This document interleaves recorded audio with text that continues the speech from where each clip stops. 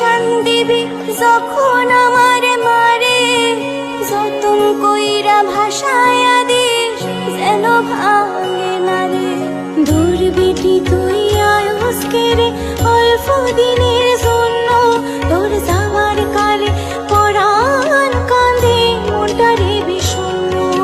দশমীতে সিঁদুর খেলি নোনা জলে আখি, আবার কবে আইবি রে মা ছায়া শুধু থাকি। মা কান্দিস না, আমি আবার ঢাক বাজাও মারে বিদায় দে, আসছে বছর আবার হবে রে।